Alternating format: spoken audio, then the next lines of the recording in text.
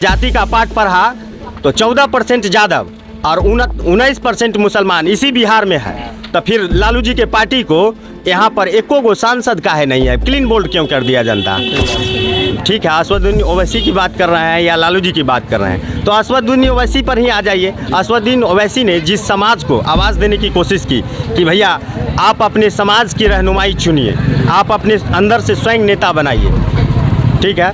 तो आप अपने पूरे विधानसभा क्षेत्र में असदुद्दीन ओवैसी जी को मेरा संदेश है कि पूरे बिहार में 243 विधानसभा सीट पर अपना कैंडिडेट खड़ा कीजिए। तो उनका नीतीश कुमार की विदाई जनता तय कर चुकी है, इसीलिए कि हम जनता को भी अब बताना चाहते हैं आपके चैनल के माध्यम से। और सबसे पहले ये एएनएम हो, आशा बहू हो, या फिर किसान हो, स्टूडेंट हो, बीपीएससी स्टूडेंट हो, टीचर हो, सबको लाठी से पीटा है। अगर लाठी से पीटने वाले को हम लोग वोट देना शुरू कर दें, कर रहे हैं आपके सामने ये जनता भी है, इनसे पूछिए कलम बांटा जाता है या कलम फेंका जाता है? भैया आप अपने बच्चे को कलम खरीद के हाथ में देते हैं कि बाद उसको फेंक के देते हैं, बताइए। देखिए तेजस्वी जी की बात तो हम आप पत्रकार होने के नाते, पढ़े लिखे समाज के होने के नाते अगर उनकी बात करते हैं तो लालू जी के बेटा के रूप में उनका चिन्हित है।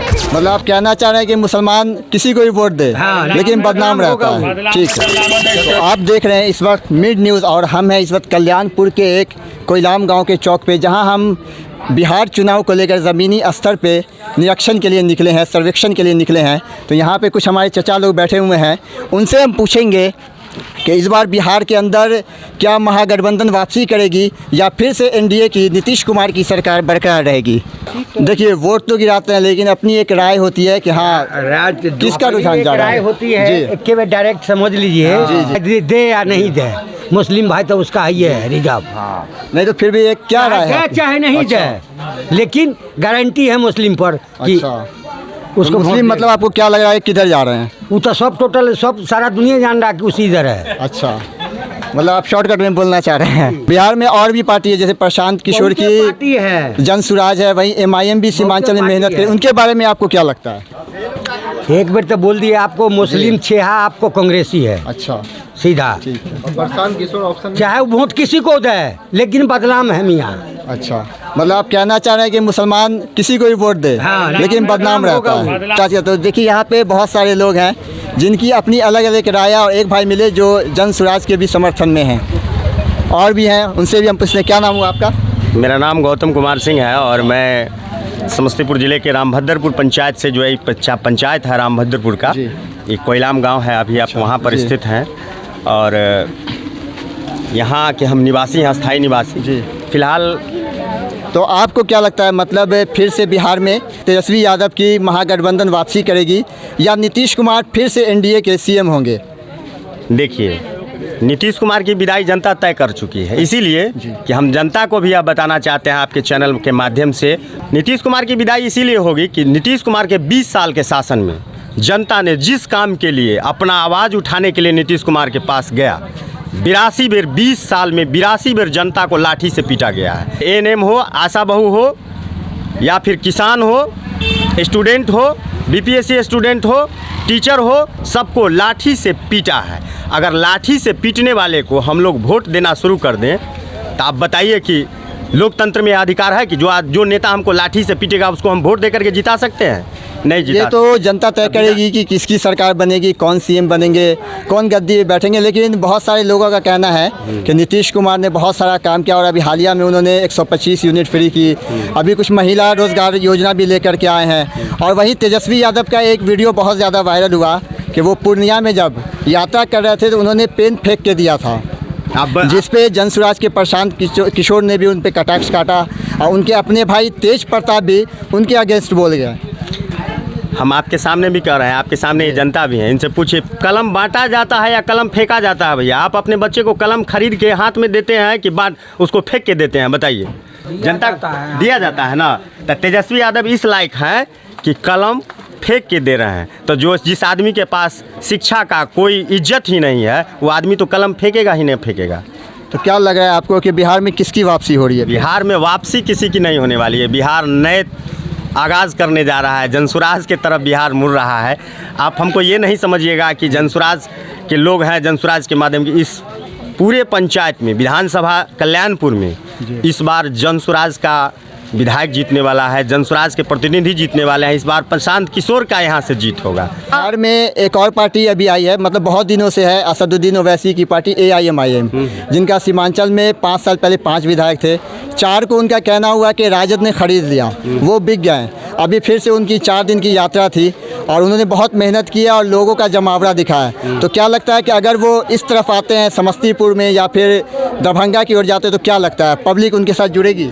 ठीक है, असदुद्दीन ओवैसी की बात कर रहे हैं या लालू जी की बात कर रहे हैं, तो असदुद्दीन ओवैसी पर ही आ जाइए। असदुद्दीन ओवैसी ने जिस समाज को आवाज़ देने की कोशिश की कि भैया आप अपने समाज की रहनुमाई चुनिए, आप अपने अंदर से स्वयं नेता बनाइए, ठीक है, तो आप अपने पूरे विधानसभा क्षेत्र में असदुद्दीन ओवैसी जी को मेरा संदेश है कि पूरे बिहार में 243 विधानसभा सीट पर अपना कैंडिडेट खड़ा कीजिए। तो उनका यही कहना है कि आप सीमांचल के अंदर हमें मजबूत कीजिए, हम बिहार के और भी सीटों पे चुनाव लड़ेंगे।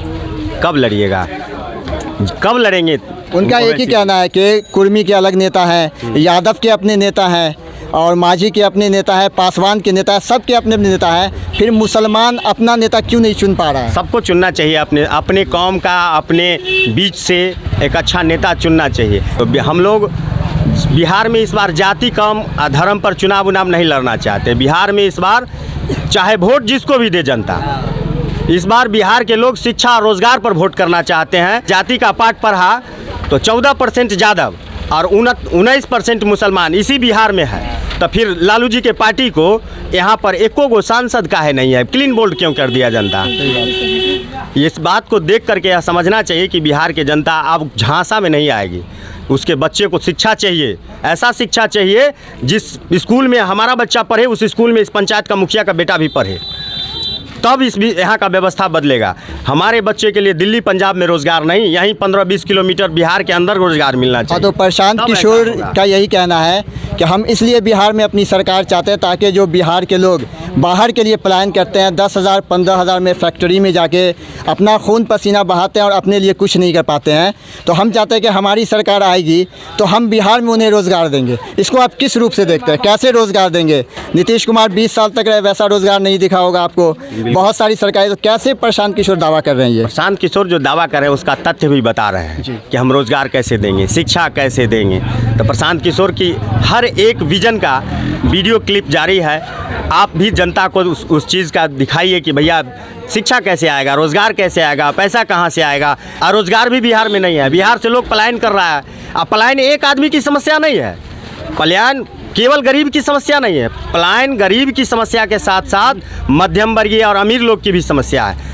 गरीब का बेटा कमाने के लिए जा रहा है तो दिल्ली पंजाब में जाके कमाता है, तो वहाँ से वापस लौट के आता है, साल भर 6 महीना में आ जाता है, एक बार चेहरा दिखता है। लेकिन अमीर का बच्चा या मध्यम वर्ग परिवार का बच्चा अगर जा रहा है वहाँ पढ़ाई करने के लिए, कि बिहार में शिक्षा व्यवस्था ठीक नहीं है। अगर बिहार में शिक्षा व्यवस्था ठीक होती तो यहाँ की शिक्षा व्यवस्था से लोग IAS IPS BPS engineer collector doctor बनते।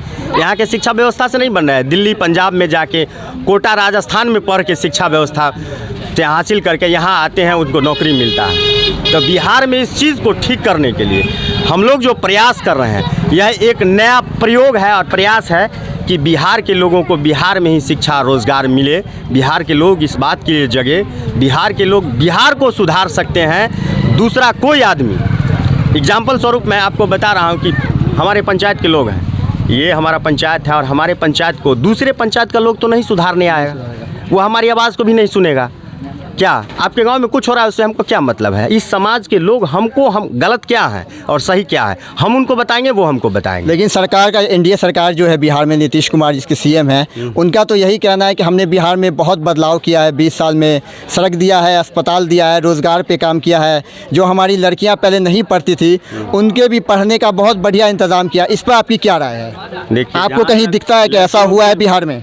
लड़कियों की शिक्षा की बात है तो नीतीश जी ने जो काम किया है उस काम का चर्च प्रशांत किशोर अपने मंच से कहते हैं कि जिस काम के लिए आपने नीतीश कुमार को वोट दिया, सड़क 2 नंबर बने कि 1 नंबर, बिजली का बिल 2000 आए कि 4000, ठीक है, लेकिन आपके यहाँ पुल पुलिया सड़क और बिजली आया है। आपने इस बात के लिए तैयार किया नीतीश कुमार को, तो नीतीश कुमार आपका काम किए हैं।